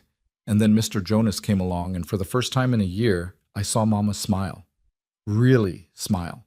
Like she was alive again instead of just surviving. Tears were streaming down Clara's face now, but she kept going. You want to know what I think? I think you're scared. Scared that we don't need you anymore. Scared that you can't compete with a man who actually showed up when we needed him. So you're trying to take us away before we can choose him over you. The silence that followed was deafening. Jacob's face had gone white, then red, then white again. Martha stood frozen, unable to defend either her husband or her daughter because Clara had spoken truths that Martha herself had been too afraid to voice. Is that what you all think? Jacob asked, looking at the other children. That I abandoned you? That I chose to die? Thomas stepped forward, his young face struggling with conflicting loyalties. Papa, we know you didn't choose it, but Clara's right about one thing. Mr. Jonas was there when you weren't. He taught me how to be strong, how to work hard, how to take care of Mama and my sisters and brothers. He made us feel safe. And I can't? Jacob's voice cracked. I'm your father. I should be the one making you feel safe. You should have been, Clara said quietly. But you weren't. And we can't just pretend like this past year didn't happen, like we didn't learn to live without you. Jacob turned to Martha, desperation written across his face. Martha, tell them we're a family. Tell them they have to come with us. But Martha found herself looking past Jacob to where Jonas stood on the porch, carefully keeping his distance from this family drama, but unable to hide the pain in his eyes. She thought about the past 6 weeks, about learning to laugh again, about feeling seen and valued. She thought about Jonas's gentleness with her children, his patience with her grief, his willingness to give her time and space to heal. And she thought about Jacob, the Jacob she'd married, the Jacob who had worked himself to death trying to provide for them, the Jacob who had spent a year searching for them, driven by love and duty and determination. That Jacob deserved her loyalty, deserved her respect. But was that enough? Jacob, Martha said slowly, I think we need to talk, really talk. Without the children listening, without rushing to leave. We need to figure out what we're really doing here. What's there to figure out? You're my wife. They're my children. We belong together. Do we? The question slipped out before Martha could stop it, and she saw Jacob flinch as if she'd slapped him. I'm sorry, but I have to ask. Do we really belong together anymore? Or are we just trying to resurrect something that died along with the man I buried? I'm standing right here, Martha. I'm alive. I came back for you. But who did you come back for? The woman I was a year ago? Because, Jacob, that woman doesn't exist anymore. She died in that mud alongside you. The woman standing here now, she's someone different. Someone who learned she was stronger than she thought. Someone who learned she deserved more than just surviving. Jonas moved then, stepping off the porch. This is between you and your husband. I should go. No. Martha's voice was firm. No, you should stay, because this involves you too, whether we want to acknowledge it or not. Jacob's jaw tightened. So it's true then. You do have feelings for him. Yes. Martha felt the word leave her lips like a confession and a declaration at once. Yes, I have feelings for Jonas. I didn't plan for it to happen, didn't want it to happen, but it did, and I'm tired of pretending otherwise. She turned to face Jonas fully. I'm tired of pretending that these past 6 weeks haven't been some of the happiest of my life, that waking up in your cabin hasn't felt more like home than anywhere I've been in years, that watching you with my children hasn't made me feel things I thought were dead and buried. Jonas's eyes were bright with emotion. Martha. But I'm also tired of pretending that my marriage to Jacob was something it wasn't. We were partners, Jacob and I. Good partners who raised children and worked the land and built a life together. But we were never in love, not really. We were two people who needed each other and made the best of it. Jacob looked like she'd gutted him. That's not true. I loved you. You loved what I represented. Security, partnership, a mother for children you wanted to have. And I loved you too, in my way. But Jacob, be honest with yourself. If you'd had a choice, if I hadn't been pregnant and desperate, would you have chosen me? Would I have been the woman you dreamed about? The silence stretched out, and Martha had her answer in Jacob's inability to respond. I thought so, she said softly. And that's okay. We built something good from necessity. But Jacob, You can't come back from the dead and expect everything to be the same. You can't expect me to be the same woman, to want the same life. So what are you saying? Jacob's voice was barely above a whisper. You're choosing him over me? Martha looked at her children, 7 pairs of eyes watching her, waiting to see what she would decide. She thought about duty and desire, about what she owed the past and what she owed the future. She thought about being the kind of woman who always put others first, and the kind of woman who recognized that sometimes putting yourself first was the only way to truly take care of those you loved. I'm saying I need you to tell me the truth, the real truth. Did you spend this past year searching for us because you loved us, or because you felt like you'd failed us and needed to prove something to yourself? Jacob's face twisted with anguish. Does it matter? Yes, it matters more than anything. He was quiet for a long moment, struggling with something internal. When he finally spoke, his voice was raw with honesty. Both. I searched for you because I loved you, because you were my family, but also because I couldn't stand the thought of dying a failure. Couldn't stand the idea that my children would remember me as the man who worked himself to death for nothing. I needed to find you, needed to prove I could do at least one thing right. Martha nodded slowly. Thank you for being honest. But that doesn't change anything. You're still my wife. Am I? Martha moved closer to him, her voice gentle but firm. Jacob, look at me. Really look at me. Not at the woman you remember, but at the woman standing in front of you right now. Do you see someone you want to spend your life with, or do you see an obligation, a duty, something you need to reclaim because losing it made you feel like less of a man? Jacob stared at her, and Martha watched the realization dawn across his face. The truth he'd been avoiding, the thing he'd been running from for the past year. I don't know who you are anymore, he whispered. I know. And I don't know who you are either. We're strangers, Jacob, strangers who share a history and 7 beautiful children, but strangers nonetheless. So what do we do? Martha took a deep breath. I think you need to stay for a while. Not leave today, not rush into anything. Stay and get to know your children again. Let them get to know you. Figure out what kind of relationship you want to have with them going forward. And you? Jacob's eyes moved between Martha and Jonas. What about us? There is no us anymore. Not in the way you mean. But there can be respect, friendship, maybe, in time. A partnership in raising these children. But Jacob, I can't be your wife again. My heart isn't in it, and you deserve someone who can love you the way you need to be loved. You're choosing him. It wasn't a question this time. Martha looked at Jonas, who had been standing silent through this entire exchange, his face a careful mask. I'm choosing myself. For the first time in my life, I'm choosing what I want instead of what I should want. And if Jonas will have me, if he's willing to take on not just me, but 7 children, and a complicated situation with their father, then yes, I'm choosing him too. Jonas crossed the distance between them in 3 long strides. Martha Allen, I would take on an army for you. 7 children and a complicated ex-husband are nothing. I'm not her ex-husband, Jacob protested. We're still married. In the eyes of God and the law, she's still my wife. Then I'll get a divorce, Martha said, and the words felt revolutionary. Women in her position didn't divorce. They endured. They made do. They sacrificed their happiness for propriety and duty. But Martha was done sacrificing.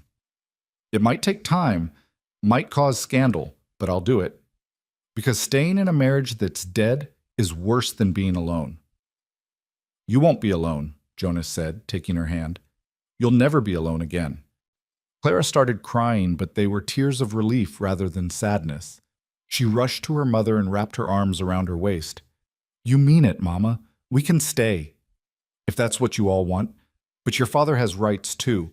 We'll need to figure out how to share you, how to make sure you have relationships with both of us. Thomas looked at Jacob, his young face serious. Papa, I want to know you. Want to spend time with you and learn from you. But I want Mr. Jonas, too. Can't we have both? Jacob looked at his son, at all his children, and something in him seemed to break and heal at the same time. I suppose I don't have much choice, do I? It's either share you or lose you completely. You won't lose us, Martha said gently. But you might have to redefine what being a father means. It doesn't mean owning us or controlling us. It means being present, being supportive, being willing to put our needs before your pride.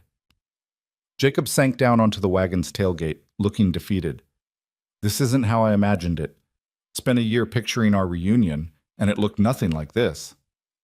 Life rarely looks like we imagine it, Jonas said, speaking to Jacob directly for the first time. Believe me, I know, but sometimes the life we end up with is better than the one we planned. Easy for you to say. You're getting everything you want. Am I?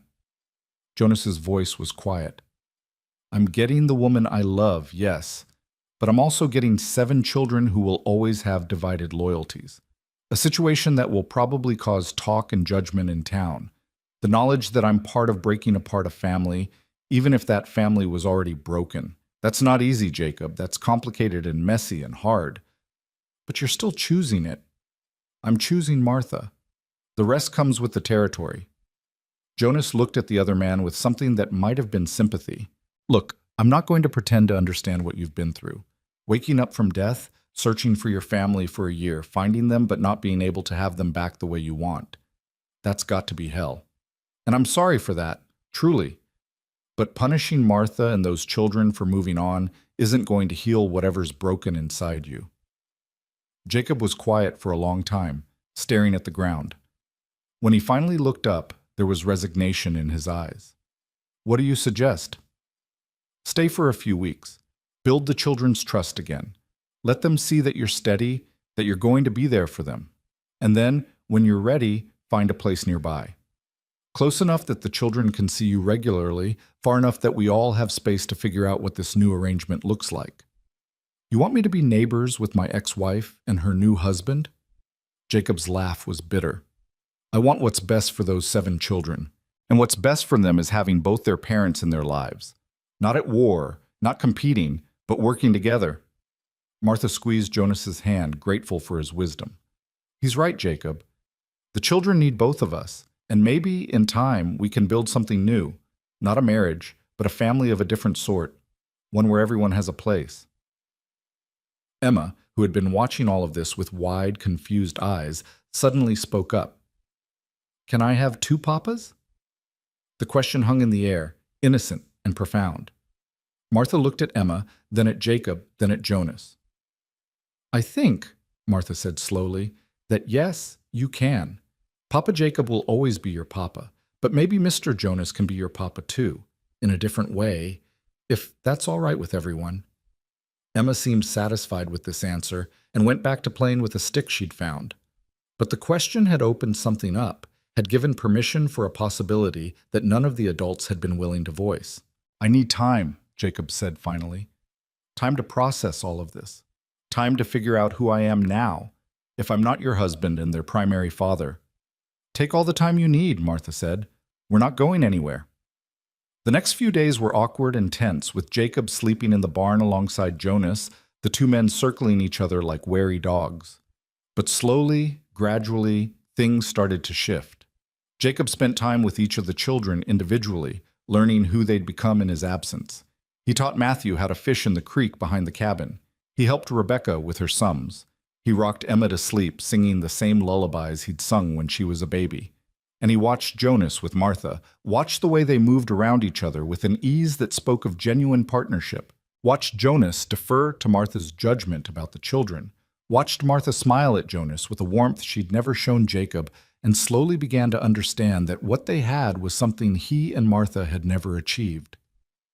One evening, about a week after his arrival, Jacob found Martha alone in the garden. Jonas had taken the children to town for supplies, giving Jacob and Martha some rare private time. I've been doing a lot of thinking, Jacob said, kneeling down to help her weed between the rows of vegetables. About us. About what you said. And you were right. I was holding on to an idea of what we were supposed to be rather than seeing what we actually were. Martha sat back on her heels. I never meant to hurt you, Jacob. I know. And I'm beginning to see that me holding on so tight was hurting everyone, including me. This past week, watching you and Jonas together, watching how he is with the kids, it's shown me what a real partnership looks like. And it's made me realize that you and I, we were good partners in our way. But we were never that. No, Martha agreed softly. We never were. Jacob pulled a weed, examined it, tossed it aside. I'm going to accept Jonas's offer. Going to find a place nearby, stay close to the children. But Martha, I need you to promise me something. What's that? Promise me you'll be happy, that you won't feel guilty about choosing joy. Because if my death, my almost death, whatever you want to call it, if it gave you a chance at real happiness, then maybe it wasn't all bad. Maybe something good came from all the pain. Martha's eyes filled with tears. Thank you, Jacob. That means more than you know. And Jonas, he's a good man. He'll take care of you and the children. He already does. Jacob stood up, brushed dirt from his pants. I'm going to head into town tomorrow, see about finding some work, a place to live. But I'll be back every weekend if that's all right. Want to be a real presence in the children's lives, even if it's not the way I imagined. They'd like that. We all would. That night at supper, Jacob made an announcement. I've decided to stay in the area, going to find a place of my own, close enough to see you kids regular-like. But your mama and Mr. Jonas, they're going to be your main family. And I want you to know I'm all right with that. More than all right. Thomas looked between his father and Jonas. Really, Papa? You're not angry anymore? Oh, I'm still working through some things, but I'm not angry at you kids, and I'm learning not to be angry at your mama either. Sometimes life doesn't turn out the way we plan, and we have to be flexible enough to bend instead of breaking. Clara smiled, really smiled, for the first time since Jacob had arrived. That's very wise, Papa. Well, I've had some time to think. Jacob raised his cup in a toast. To new beginnings, to figuring things out as we go, and to family in whatever form it takes. They all raised their cups, water for the children, coffee for the adults, and drank to the uncertain future ahead. Jacob left the next morning, and the cabin felt different without the weight of his presence. Lighter somehow, as if they'd all been holding their breath and could finally exhale. Jonas moved his things back inside, and that night, for the first time, he and Martha sat together on the porch as the sun set, just the two of them. Are you sure about this? Martha asked, her hand in his, about taking on all of this chaos? I've never been more sure of anything in my life. Jonas brought her hand to his lips and kissed her knuckles. Martha Allen, I love you. I love your strength and your stubbornness and the way you always put your children first. I love how you've brought life back into this cabin, into my heart, and I want to spend whatever time God gives us building a life together. I love you too, Martha said, and saying the words out loud felt like opening a window after years of breathing stale air. I love you, and I want that life. Want to wake up beside you every morning, want to watch you teach my children, want to grow old with you right here on this porch.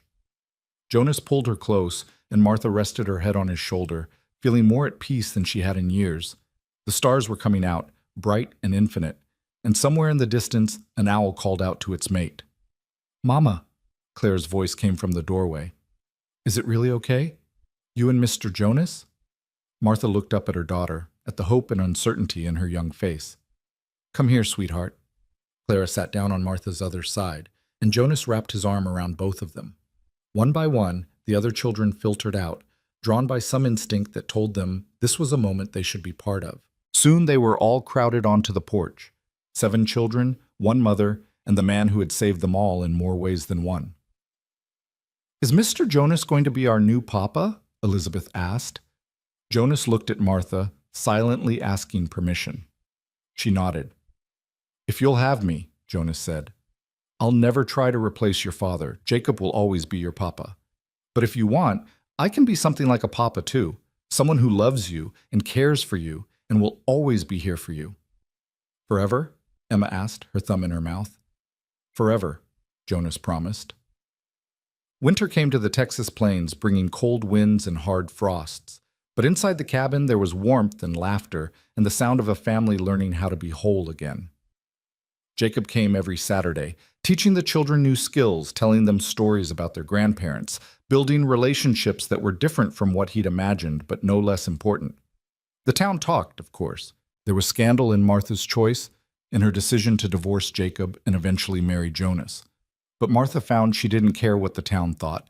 She'd spent too many years caring about other people's opinions, bending herself to fit what was expected rather than what was true. On a cold December morning, the preacher came to the cabin and married Martha and Jonas in a simple ceremony with only the children as witnesses. Jacob was there too, standing in the back, and when Martha caught his eye, he nodded once. Permission, maybe. Or blessing. Or just acceptance of what was.